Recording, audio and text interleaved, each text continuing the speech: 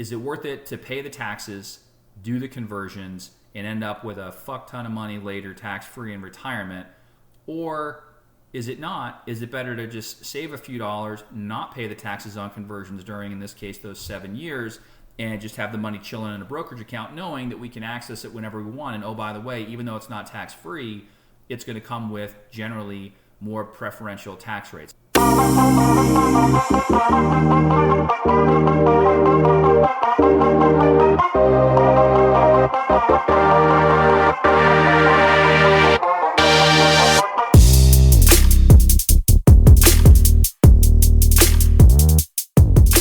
Thank you for checking out Real Talk Personal Finance. Shit's about to get real.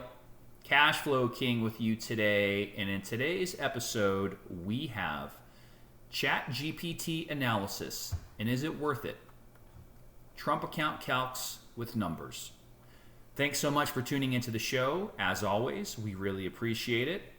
Want to let everybody know, I know I put this out in a premium episode, but for anybody that is a premium subscriber, just as a reminder, we do have our new referral program now where you get a $25 Amazon e-gift card for every 2 new premium subscribers you refer to the show. Just send an email to realtalkpersonalfinance@gmail.com and let us know who you referred, and we will keep a sheet, and once they've met their 3-month minimum commitment, you will get your $25 Amazon e-gift card via email. And if you're looking to become premium and you're not, if you go to the show notes, you should be able to click on the link to become premium today. All right, so a couple other announcements here. We do have some new merch for the show. So it looks like we've sold a couple of t-shirts. Thank you for that. We did add a sticker, some slides, basically sandals, which I actually got a pair in. I ordered a pair for myself, and they're really not all that bad. I mean, they're definitely not, the most glamorous sandals in the world, but for what they are, I thought they actually looked really, really good. And the way they do the prints on the part that kind of goes over the top of your foot, that came out really, really cool. So check that out. And then lastly, and I'm still waiting on this, I did order one of these as well. We have a Real Talk Personal Finance hat, like a baseball, or they call it a trucker cap, that is available now as well. The slides came in pretty quickly. The sticker and the hat I am still waiting on. So, sometimes it does take a little bit of time, but feel free to check that out.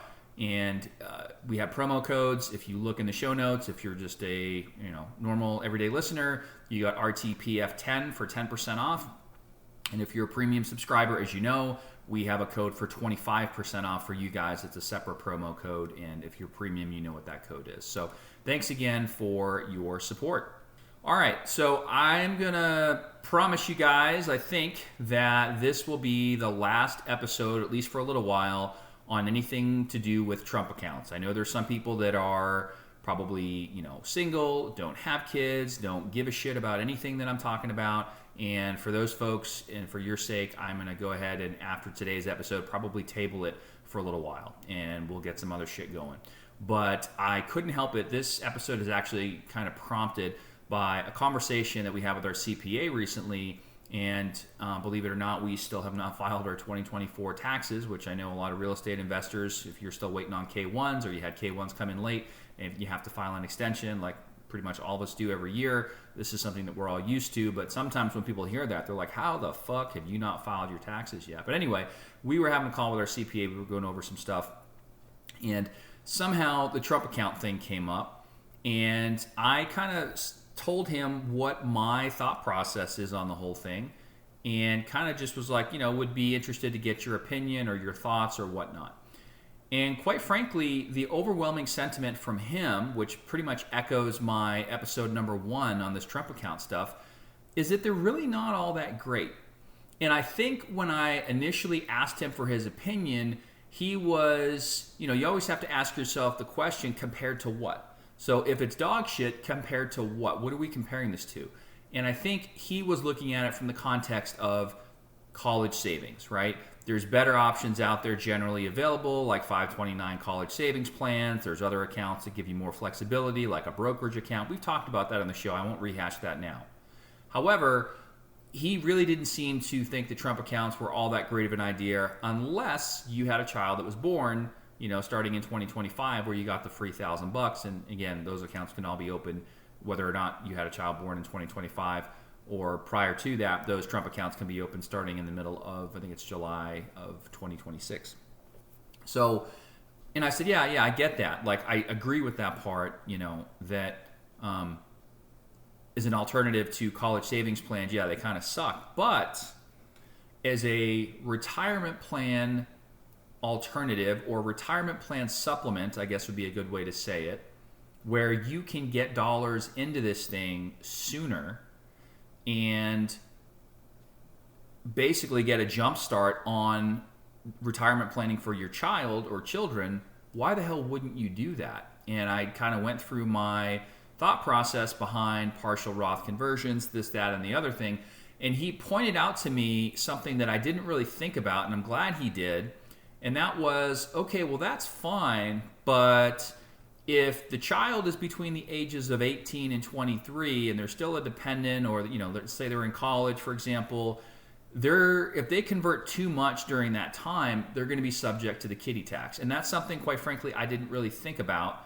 And I thought, well, shit, that does change the math a little bit, right? So I decided to go ahead and run this analysis with the assistance of ChatGPT. And I've had to fine-tune it a little bit, and that's what I wanted to spend today's episode kind of going over. Now, I understand this is an audio format, and it's not the most conducive to a bunch of numbers that I'm going to share. So for anybody that's a premium subscriber, if you guys want me to put something together in kind of written format as a document, email the show, realtalkpersonalfinance@gmail.com. Be happy to do it for you guys.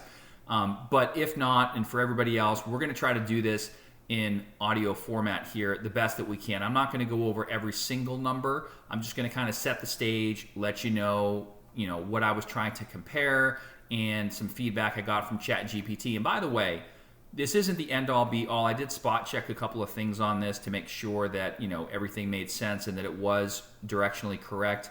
And there were a couple of instances where I had to clarify with ChatGPT some things that I wanted it to take into consideration, and it fine-tuned the analysis, and in some cases the output was a little bit different. So for example, if we look at the standard deduction, I made the assumption, because I wasn't thinking about the kiddie tax, that when the child turns 18, we could convert up to the amount of the standard deduction with zero tax impact to the child. Well, as I mentioned a few moments ago, that's not necessarily true. So there is a separate standard deduction that pretty much comes into play for unearned income, which these conversions would be considered unearned income for the child, that is significantly lower than the quote-unquote normal standard deduction. So that does change the math on this quite a bit. So let's go ahead and get into it. I'm going to start with my initial submission to ChatGPT, and then, like I said, I made some updates. I'm going to run through some figures, and ultimately we'll kind of see what we're trying to do, or where the results come in. But what I'm trying to do here is basically compare Trump accounts and using them as a retirement tool versus, say, just having the money in a normal taxable brokerage account, normal investment account, and treating it the same way. So this is not a comparison for the Trump account to be used for college or any other purpose. It's not to say that they can't be used for those things under certain restrictions, but I'm just trying to look at this as a long-term retirement planning tool and essentially answer the question, is it even worth it now that we're factoring in things like the kiddie tax? That's pretty much what I'm going for here. So my message to ChatGPT is the following. I said, run an analysis of funding a Trump account starting in 2026 at $5,000 a year for a 1-year-old until age 18, and then converting to a Roth IRA up to the top of 0% taxes each year until age 24, and do the same each year until all funds are converted using a 7% average annual return, versus putting the same $5,000 a year into a brokerage account for the same time period at the same average rate of return. How long would it take to convert all the funds, assuming tax rates stay the same and income at age 24 is $75,000 a year with 3% annual increases? So that was my initial submission. Since then, I had to update it and revise it a couple different times to make sure we were really getting what we wanted. So one of the things I did was say, hey, it's going to be $5,000 a year, but starting in 2028, when the inflation adjustments come into play for the contributions to these Trump accounts, go ahead and start adjusting the annual contribution amount upwards by 3% per year. So I wanted to make it more realistic that way. I also had to chime in and say, hey, make sure you're using the lower standard deduction that takes into account kiddie tax, especially during those years age 18 to 23. I'm assuming, let's say the student is a dependent and or full-time college student, for example, where the kiddie tax would apply in that situation. So I had to clarify that because initially ChatGPT was doing what I essentially in my mind was thinking about, which was using the typical normal standard deduction and converting up to that point. But that's not going to be the case here for those years ages 18 to 23. So I had to clarify that. I also said, take the $75,000 a year income in today's dollars and adjust that also 3% a year for inflation, because they're going to start that job ostensibly at age 24, let's say. All right. There's a lot of assumptions here, but I'm trying to be as reasonable as possible, and I'm trying to keep it as apples to apples as possible. All right. They're using long-term capital gains rates on brokerage account investments, which we'll get into towards the end. There's also some assumptions, and we tweaked it a little bit to say, hey, what happens if we didn't just cash it all out at once at the end and we took some annual distributions over time? How does that change things? And there's a few other things in there. But the base case is Trump account converted to Roth IRA versus brokerage account under these assumptions. 7% growth on average per year for each account. $75,000 a year in today's dollars for a starting salary at age 24. Bump it by 3% for inflation, putting in the max of $5,000 per year, and then in 2028 starting to adjust that for inflation for these Trump account contributions, and we would be putting in the same exact amount of money into the brokerage account, okay? And let's see what we get. So if I scroll all the way down, because there was a lot of back and forth. ChatGPT is pretty interesting. It's like, well, would you like me to do this for you? Would you like me to do that for you? And at one point, I think it had the cumulative amount for taxes that would be paid on conversions listed as the annual amount. And that didn't make any sense to me. It was very counterintuitive. And so again, when it said, do you want me to create a table and specify year by year? And I said, yes, it pretty much self-corrected at that point. But this should be fairly close to accurate, especially after I specified a couple of additional things. I asked it to rerun the entire analysis, make some updates that I just mentioned to you guys, yada, yada, yada. So that's essentially what we're going off of here. And so if I look at this, let's see, 22% rate, which again, tax rates could go up, they could stay the same, they could go down. There's a lot of assumptions baked into this. We're assuming they're going to stay the same. All right. So let's go through. It's going to have steps, 1 and beyond in terms of the output and the results. So step 1 is the future value of contributions at age 18. Okay. Contributions rise with inflation after 2028, which we said. 3% contribution growth and 7% portfolio growth. The balance at age 18 is going to be approximately $210,000. Now, previously, and it makes a note in here, it was closer to 170, and I think on the first episode that I did, it might have been somewhere around the high ones because we had used the same $5,000 a year for the first 18 years of contribution. This is assuming a 3% inflation adjustment upwards, and that those annual contributions would slowly grow over time. That's where we're getting a higher number, in this case of 210, right? So that would be the value of the portfolio, no matter what, under those assumptions. Okay, step 2.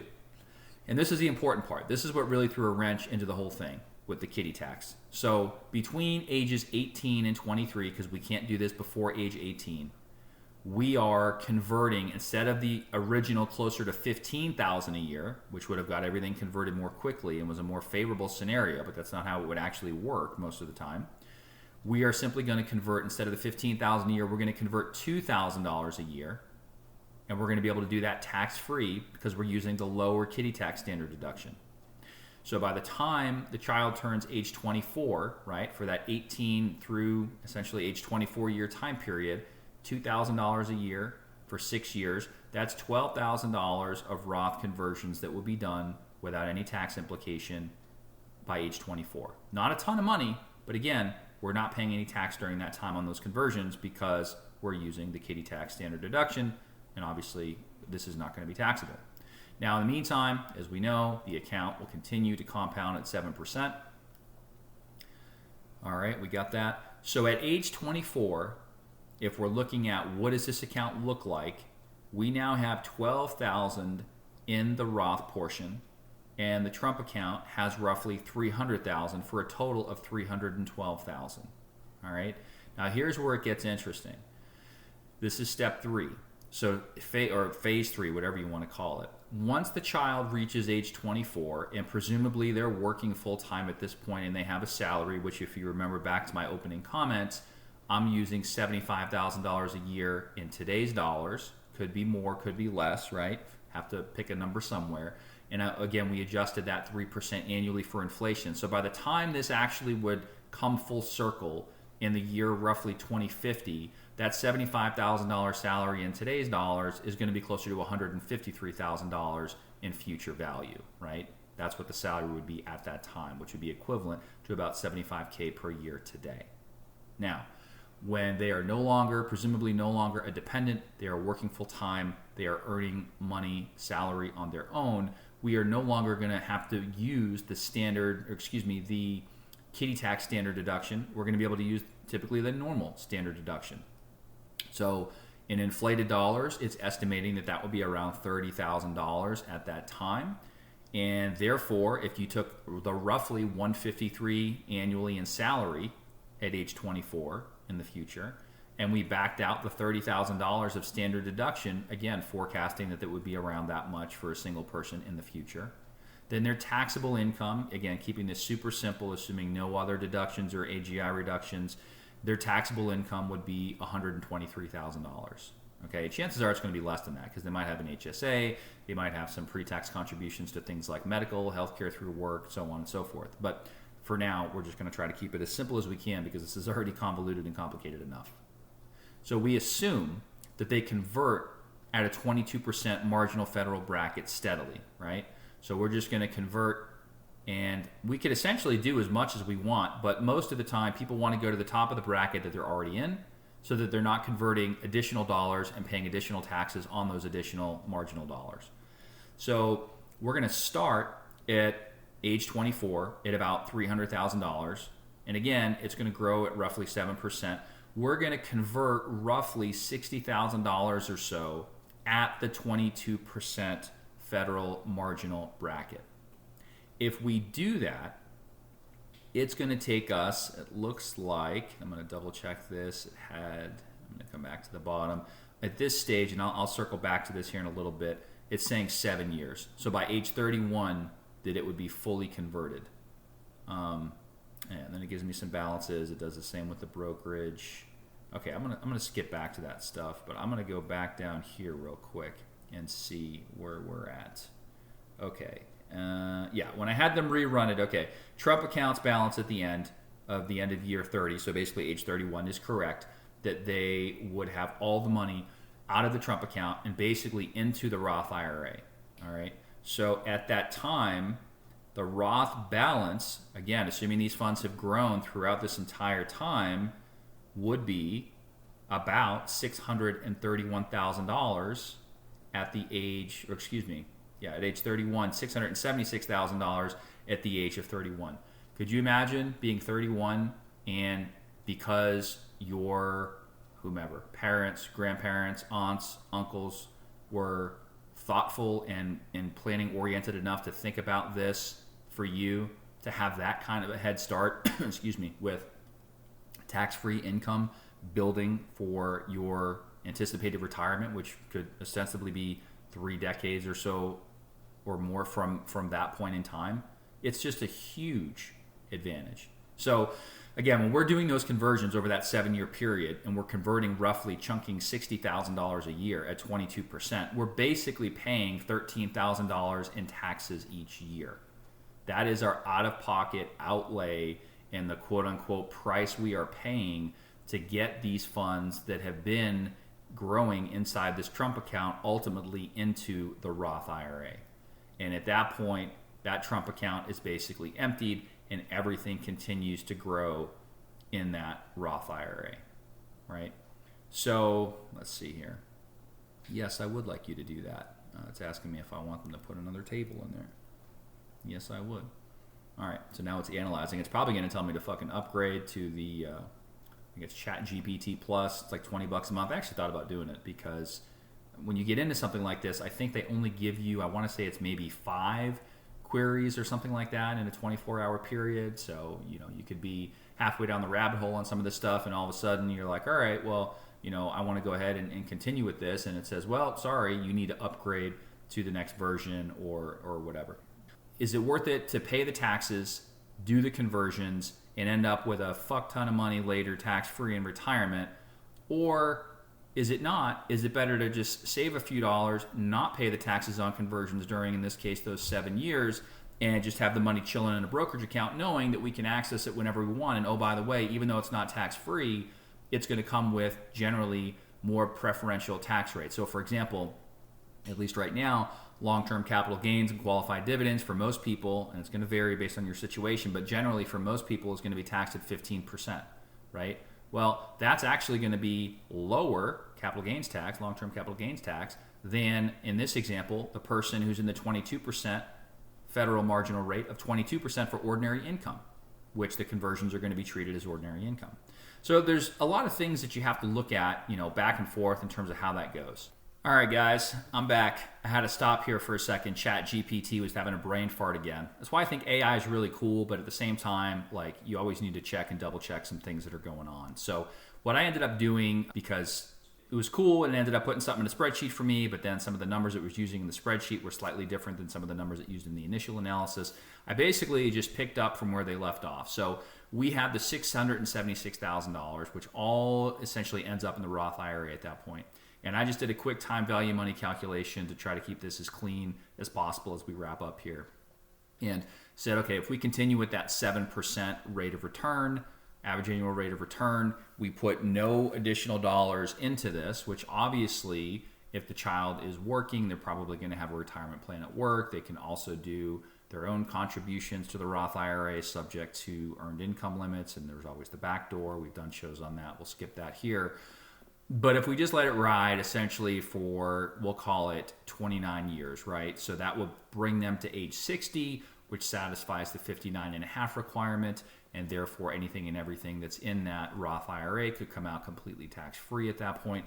The future value, according to what I calculated, is right around $4.8 million. That would be completely tax-free for them at the age of roughly 60, okay? And if we take a look and we go back at what we had paid in terms of taxes, remember, when we started this whole thing, between the ages of 18 and 23, we were converting $2,000 roughly per year because we were subject to the kiddie tax standard deduction. We didn't actually have to pay any tax on that. So even though we were able to convert, that was all tax-free conversions.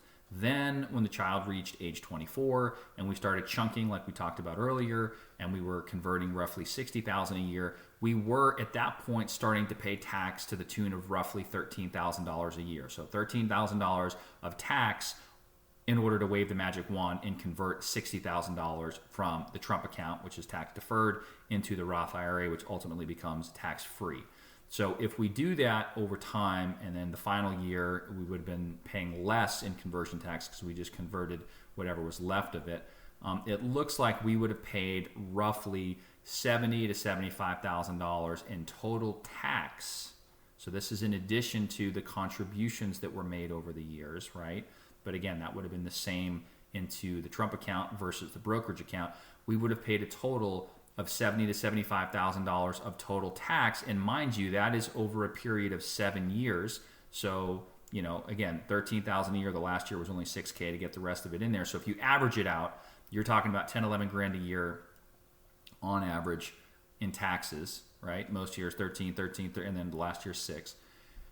In order to have, what did I say it came out to be? $4.8 million tax-free in that scenario. So the question is $70,000 to $75,000 of taxes worth $4.8 million of tax-free assets at age 60? And obviously, if I continue to run it out and make the age, older than that, and therefore there are more years of tax-free compounding, the numbers would be even bigger. But I'm trying to be somewhat realistic because I think at some point the numbers get so large that it's just mind-boggling, and people are like, yeah, right, that's bullshit. But that's how it would work on the Roth side in terms of the Roth IRA. Now, if we go back, I'm trying to see where we ended up on the brokerage side because, I know what they did there. They essentially did the same math because they were using long-term capital gains rates, and they assumed essentially a 6% as opposed to a 7% growth rate because of the way that they were doing that. So if we were, let's go back to ChatGPT. I'm kind of doing this live on my phone as I'm recording this, guys, if you can't tell. And I am going to run it through the TVM calculator here in just a second. But I want to get back to our key points here. Okay, Roth compounding. Okay. By age 40, the Roth strategy is firmly ahead of a taxable brokerage. The Roth strategy at age 40, they're calculating $950,000 in the brokerage account versus what they had in the, they had well north of 1.2, it looks like, on the Roth IRA side. So what I'm going to do now is take that $950K at age 40. So now I'm going to take our time period down to 20 years. Between the ages of 40 and 60 is only 20 years. And I'm going to take that 950K and put that into the TVM calculator. So minus 950K, 950,000. I'm going to take our annual rate from 7 down to 6 because that's accounting for the taxes. And if we do a future value calculation and we run out the brokerage based upon where ChatGPT started us and where I'm getting us finished to, we would be just north of $3 million. So basically, there's a difference there of roughly $1.8 million at the age of 60. We would have $1.8 million more in the Roth IRA, all of which, that plus the account balance itself, not just the difference between the two, but the entire value would be tax-free. But we would have paid $70,000 to $75,000 in tax to get there, like I mentioned, in that 7-year period between ages, in this example, 24 to age 31.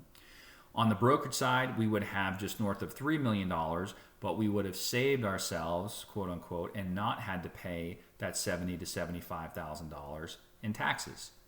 So I guess the fundamental question that comes into play, and I don't know that there's a right answer to this, but the question I would be asking myself in this scenario would be, okay, is $70,000 to $75,000 in taxes, so roughly 10, 11-ish or so spread out over 7 years in taxes, worth having an extra $1.8 million tax-free? And again, we're doing this comparison on the Trump account to Roth IRA versus the taxable brokerage account, and we're using, in our example, age 60 as the end point. Not to say that that's necessarily always going to be the case, but we're looking at it from a retirement planning lens. What we're not doing is, again, there's the flexibility component of the brokerage account where we could have tapped into that at any time for any reason and simply paid the tax as far as that goes for the portion that we needed to sell to liquidate the assets that we needed for whatever purpose we wanted to well before the age of 60. But just looking at it from a retirement plan standpoint, that is the difference. $70,000 to $75,000 in tax for an extra $1.8 million, all of which would be tax-free. So we would have an account value that's $1.8 million more, and then that total, that 4.8 in our example, all of that is tax-free versus the $3 million that would be subject to typically long-term capital gains tax. So we would have more money, and all of that pot of that more money, that bigger pot, would be completely tax-free, right? So it's just a different way to think about it. And I don't necessarily think that there is a right or wrong answer. I think that the Trump account can still be very appealing. I also think, though, that there's a certain commitment that people need to stick with in order to make it come to fruition. So, for example, there's probably going to be some people out there that are like, yeah, that sounds cool, but where the fuck am I going to come up with all this money, right? Because we have to continue to fund the account, which again, we're using the $5,000, and then starting in 2028, we would adjust that number upwards 3% a year for inflation. And so we would be contributing a little bit more each year. We would have to do that part. And then on top of that, and that only continues to age 18 and then we stop. But then on top of that, on top of the contributions that we'd have to put into either account, One of them, we take our foot off the gas on the brokerage and we're done. We use the money for whatever we want, whenever we want. We pay the taxes whenever we need to based on what's going on. Which, by the way, I know some people are probably screaming at their phone or whatever right now saying, well, if you do it right and you're strategic, you could potentially also get the capital gains rate for long-term capital gains to be zero based on the individual situation. And we'll see what ends up happening with that over time. But technically, yes, that is true. But you're still, at the end of the day, going to end up with fewer dollars, less money in the brokerage account anyway. But anyway, so going back to the Trump account thing, they're still going to have to come up with the money every year for that 7-year period when the kid is 24 to 31, unless the kid does it themselves. Some parents might say, fuck it, I'm done. I got you started. Now all it's going to cost you is, $13,000 a year for 6 years and then 6 or, 10, 11K roughly on average per year for 7 years to convert this thing, and then you're set for life. Maybe the kids take it on. Or if the parents have the resources, maybe they simply gift using the annual gift exclusion, and 13 and 10, 11, all those numbers are well within the annual gift tax exclusion. You could go ahead and gift the money to the child in order to pay the tax bill if they were to do the conversion. There's lots of different ways to do it, but there's going to be some people saying, A, none of this is attainable at all, which I disagree with, but that's fine. B, you got to have money to do this, but then you also have to have money for the taxes. Okay, well, maybe you lean in one direction or the other. But I would say it's really a matter of, I don't want to say doing it all, but doing as much as you reasonably can. Maybe you can't max fund the Trump account every year. That's okay. Maybe you can only afford to put $1,000 in there. All right, cool. Or $2,000 or whatever. And you could utilize a similar strategy. Obviously, all the numbers are going to be smaller. I'm just kind of showing folks on this podcast here, or in audio format anyway, what's possible by doing a strategy like this. But you could always chop the numbers down and put fewer dollars in and end up with a still very favorable scenario for less money, right? Based on your situation. So you don't have to max fund to get the max benefit. You could still put a little bit in and have a similar result with smaller dollar bills. But I think at the end of the day, what it all comes down to, and if you're thinking, well, Cash Flow King, what are your thoughts on this? I have a lot of thoughts on this. But I still stand by the fact that I think if you're using a Trump account for any college-related reason, it sucks. It's still dog shit, like I said in my first episode on this. But I think if you're really serious about using it as a way to supercharge getting dollars into a retirement plan and ultimately a Roth IRA for your kid, then I think it is a massively powerful tool, and we'll probably continue to explore that. But I don't think that it becomes, as I might have mentioned in a prior show, I don't think it becomes a substitute for the taxable brokerage account. So I don't necessarily know that I would be all in on one or the other. Because the Trump accounts are going to have a maximum contribution limit that's indexed by inflation every year starting in 2028, then I might just go ahead and max fund that. But then whatever else you want to do, you can do into the brokerage account. You could do the same amount, you could do more, you could do less. Or you could say, I like this idea, but I only have so many dollars. What if I split them up? I also think that's probably a fine strategy. You're going to have some money that's flexible in the brokerage account for whatever, whenever. And then you're also going to have the money in the Trump account, which, again, ostensibly you could use for the retirement planning phase and supercharging the retirement. I think that's the biggest thing, as I said, I think in the last episode when I talked about Trump accounts on the second episode about them, that's where the magic happens and where it's really powerful. But I guess where I'm going with this is I don't want you to hear today's episode and think, well, now I'm just going to be all in on the Trump account thing and try to convert all the dollars into Roth, and I'm just going to completely forget about the brokerage or forget about other types of vehicles. I don't think that's the answer. I still like the multifaceted approach, and that's likely what we will continue to do. But I just wanted to take some time to break this down to show you the potential impact of what that could have over time. And I know we've talked about numbers on today's show. We've talked about numbers on some prior shows on this.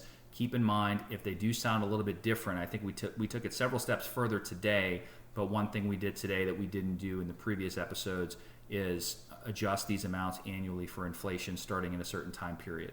So that was really, really important, and that definitely does make a difference. So main takeaways: Trump accounts for college are dog shit. Trump accounts for retirement planning can be cool. Conversions can be done, beware of the kiddie tax. And don't forget about brokerage, because even though the numbers aren't quite as stellar as the Trump accounts with the tax-free income that ultimately get into the Roth IRA for the tax-free income, I should say, not the Trump accounts. Trump accounts, it's all tax-deferred. But when the money ultimately gets to the Roth IRA, don't let the tax-free income of the Roth IRA preclude you from utilizing a taxable brokerage account, because depending on how you set it up and depending on your assumptions, and that's probably a whole separate show, you potentially could get the money out either at a 0% or possibly 15% long-term capital gains rate, which is still going to be favorable to paying ordinary income tax on a lot of other types of income and investment. So I hope you found that helpful. Again, no advice given here. This is not financial advice. This is for entertainment and educational purposes only. We don't give any tax, legal, financial, investment, or any other advice on the show. Consult your own professionals, blah, blah, blah, as always. But hopefully this was somewhat eye-opening. I know it was for me when I took the time to dig in and look at these numbers a little bit, because I still think, quite frankly, I don't think my CPA initially was thinking. I think I actually kind of opened his eyes. He opened my eyes to, or reminded me about the kiddie tax, and I think I opened his eyes to what a fucking planning opportunity this could be. Because initially he thought, hey, as a college alternative, yeah, this thing does kind of suck, and I totally agree with that. But I don't think he was thinking about it from a retirement planning standpoint, because once I brought that up, other than mentioning the kiddie tax thing, he didn't really have much else negative to say about it. So, that's probably a good sign. But anyway, time will tell as these things get closer going into 2026 and beyond. And I'm sure I'll provide some additional updates maybe next year or at the end of this year or something like that on any further guidance that comes out about these types of accounts. Definitely will be providing some information next year on what we decide to do in terms of funding the Trump account and whatnot. But at this particular stage, as I said, in my mind and opinion can always be changed, I am planning on doing the max funding for the reasons we stated on today's podcast from a retirement planning standpoint. But that's how the numbers stack up, with a little bit of assistance from ChatGPT and then me coming in on the fly to wrap up some numbers for us. I hope you enjoyed today's episode. Don't forget about the new merch. Give us a 5-star rating or review if you feel like we've earned it. If you're premium and you want me to put together a written document on this, email the show and I'll try to get something together for you guys. And don't forget about the referral program, $25 Amazon e-gift card for every 2 qualifying referrals you make to the show for new premium subscribers. All right. Thanks again, guys. We will see you in the next episode. Check the mic and make sure it sound right, boys.